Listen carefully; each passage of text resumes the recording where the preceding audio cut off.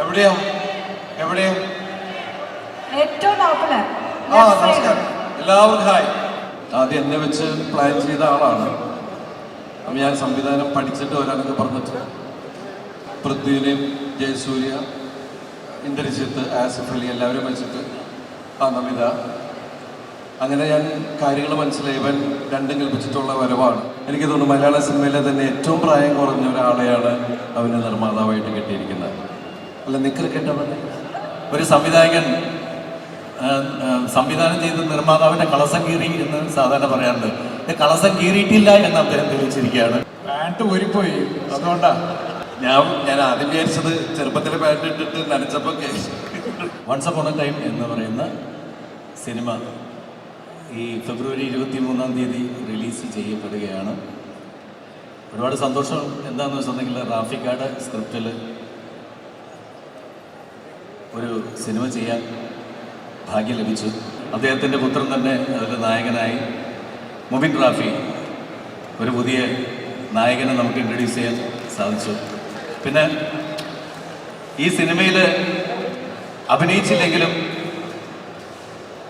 എല്ലാ സിനിമകളും നമ്മളുടെ ടീമിൻ്റെയൊക്കെ എല്ലാ സിനിമകളും വിജയിക്കണമെന്ന് പ്രാർത്ഥിക്കുന്ന ഒരുപാട് എൻ്റെ സഹോദരങ്ങൾ, അശോകൻ ചേട്ടനും വിഷ്ണു, കോട്ടൻ നസീർ തുടങ്ങി ഒരുപാട് പേര് ഇവിടെ വന്നിട്ടുണ്ട്. ഒരുപാട് സന്തോഷം.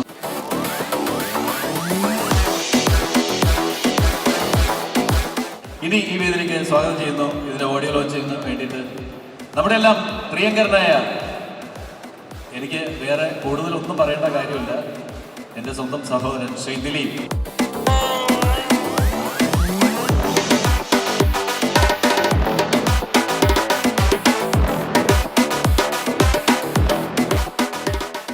എല്ലാവർക്കും നമസ്കാരം. എല്ലാവർക്കും സുഖമെന്ന് കരുതുന്നു. വലിയ സന്തോഷമുണ്ട് ഇങ്ങനെ ഒരു വേദിയിൽ നിൽക്കാൻ സാധിച്ചതിൽ. നമ്മളാരും വെച്ചാൽ ഞാനും നമിതയൊന്നും ഈ സിനിമയിലില്ല, പക്ഷേ നമ്മുടെ കുടുംബത്തിലെ എല്ലാവരും ചേർന്ന് ഒരുക്കുന്നൊരു സിനിമ തന്നെയാണിത്. നാദർഷിയാണെങ്കിലും റാഫ് ബേ ആണെങ്കിലും തമ്മിലുള്ള ബന്ധമൊക്കെ എല്ലാവർക്കും അറിയാവുന്നതാണ്. ഞാൻ റാഫ് ബേയുടെ ഒരുപാട് ഹിറ്റ് സിനിമകളിൽ എനിക്ക് അഭിനയിക്കാൻ അവസരമുണ്ടായി. അതുപോലെ തന്നെ ഒരുപാട് കാലത്തെ സൗഹൃദമുണ്ട് ഞാൻ നാദിർഷയും തമ്മിൽ. പക്ഷേ നാദിർഷയുടെ സിനിമയിൽ കേശു വീടിൻ്റെ നാഥൻ എന്ന സിനിമയിലാണ് ഞാൻ അഭിനയിച്ചത്. ഇന്ന് റാഫിബയുടെ മകൻ ഞാൻ ചെറുപ്പം മുതൽ കാണുന്നതാണ്. ആൾ വല്ലാണ്ട് വളർന്നു. അങ്ങനെ നായകനായിട്ട് മലയാള സിനിമയിലേക്ക് വന്നിരിക്കുകയാണ്. വലിയ സന്തോഷം. പിന്നെ നാദിർഷിനെ സംബന്ധിച്ച് ഏത് സിനിമയും, കാരണം മനസ്സിൽ സംവിധായകനാവുക എന്നുള്ള മോഹത്തോടു കൂടി തന്നെയാണ് ഞാനത് ഈ അടുത്ത കാലത്താണ് അറിഞ്ഞത്. ഈ സിനിമ സംവിധാനം ചെയ്യാൻ തുടങ്ങിയപ്പോൾ അത്രയും ശക്തമായിട്ടുള്ള ഒരു ഗംഭീര വരവ് ആദ്യം എന്നെ വെച്ച് പ്ലാൻ ചെയ്ത ആളാണ്.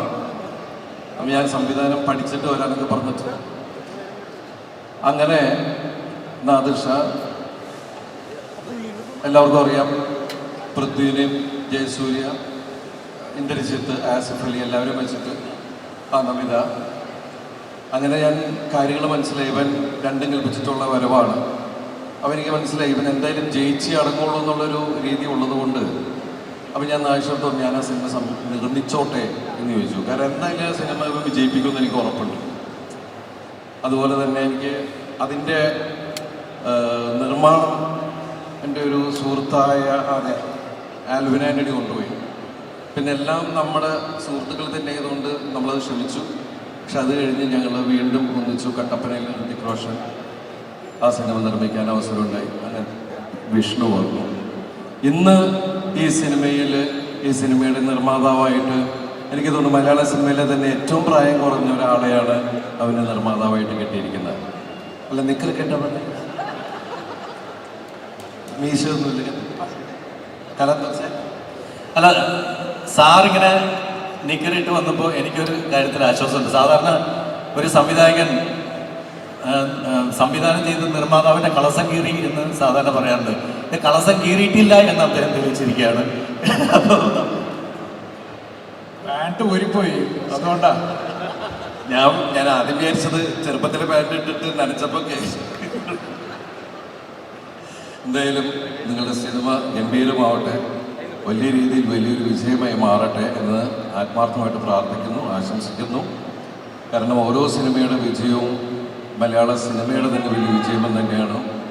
നിങ്ങളെല്ലാവരുടെയും സ്നേഹവും പ്രാർത്ഥനയൊക്കെ പ്രതീക്ഷിച്ചുകൊണ്ട് ഈ ഓഡിയോ ലോഞ്ച് അല്ലേ നമ്മൾ ഈ പാട്ട് റിലീസായിട്ട് അറിയിക്കുന്നു. എല്ലാവർക്കും ഐശ്വര്യവും നമ്മൾ നേരുന്നു. അതുപോലെ നമ്മുടെ ഒരു സിനിമ വരുന്നുണ്ട്, പറഞ്ഞോട്ടെ, തങ്കമണി എന്ന് പറഞ്ഞ സിനിമയാണ്.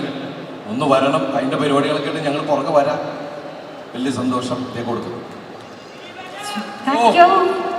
എവിടെയാ എവിടെയാ ഏറ്റവും ടോപ്പില് നമസ്കാരം എല്ലാവർക്കും. ഹായ്. ലെഫ്റ്റ് സൈഡില് എല്ലാവർക്കും നമസ്കാരം. ഒരുപാട് സന്തോഷമുണ്ട് once upon a time in Kochi എന്ന് പറഞ്ഞ ഈ ഒരു സിനിമയുടെ ഓഡിയോ ലോഞ്ച് ഫംഗ്ഷന് വരാൻ സാധിച്ചത്. കുറച്ച് നാൾക്ക് മുന്നേ, കുറച്ച് മാസങ്ങൾക്ക് മുന്നേ പൂജാ ഫംഗ്ഷൻ വന്നിട്ടുണ്ടായിരുന്നു.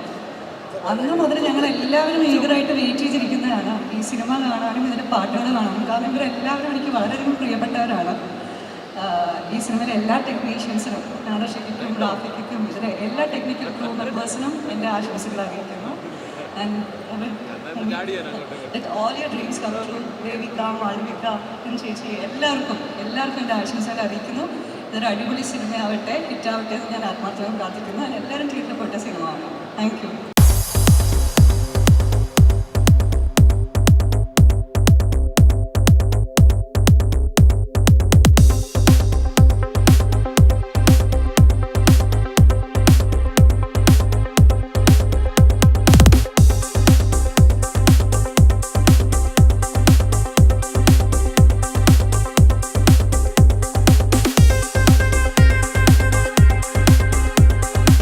സിനിമ ഫെബ്രുവരി 23 ഇറങ്ങും.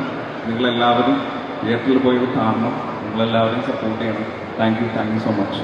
പടം ഫെബ്രുവരി 23 റിലീസ്. എല്ലാവരുടെയും പ്രേയേഴ്സും സപ്പോർട്ടും കൂടെ ഉണ്ടാവണം. ഇവരോട് ഞാൻ പടം തുടങ്ങുന്നതിന് പറഞ്ഞു, എടാ ആദർശിക്ക വെച്ച് തുടങ്ങിയതൊന്നും മോശമാവാറില്ല എന്ന് പറഞ്ഞു. ശരിയല്ലേ? നാഷിക്ക് ഒരുപാട് പേരെ ഇൻട്രൊഡ്യൂസ് ചെയ്തിട്ടുണ്ട്. അതിൻ്റെ ഒരു ഐശ്വര്യം മുമ്പിലുണ്ടാവുമെന്ന് പറഞ്ഞിരുന്നു. പാട്ട് കണ്ടപ്പോൾ തന്നെ എനിക്ക് മനസ്സിലായി എന്തായാലും മലയാള സിനിമയിലെ പല ചോക്ലേറ്റ് നായകന്മാർക്ക് ഒരു വെല്ലുവിളിയാകാൻ മുമ്പിൽ സാധിക്കട്ടെ. അതിലെണ്ണപ്പെടുത്തരുത്, ഞാൻ വേറൊരു ജാത്തകയാണ്.